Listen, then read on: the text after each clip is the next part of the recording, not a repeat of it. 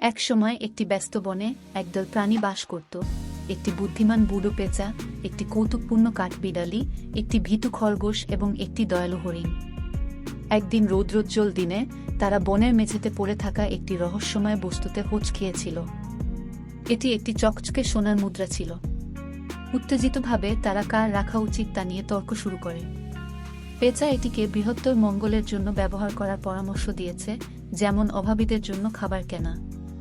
কাঠবিড়ালি এটি খেলনাগুলিতে ব্যয় করতে চেয়েছিল, যখন খরগোশ এটি একটি বৃষ্টির দিনের জন্য সংরক্ষণ করতে চেয়েছিল। হরিণ অবশ্য চুপ করে রইল। মতানৈক্য দেখে বিজ্ঞ বুড়ো পেঁচা সমাধানের প্রস্তাব দিল। তারা আনন্দ ছড়িয়ে সমস্ত বন প্রাণীদের জন্য একটি ভোজের আয়োজন করতে মুদ্রাটি ব্যবহার করার সিদ্ধান্ত নিয়েছে।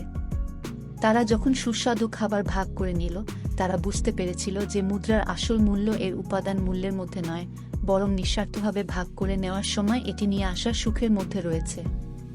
সেই দিন থেকে তারা সুরেলাভাবে জীবনযাপন করেছিল, বুঝতে পেরেছিল যে প্রকৃত সম্পদ উদারতা এবং দয়া থেকে আসে, সম্পত্তি নয়।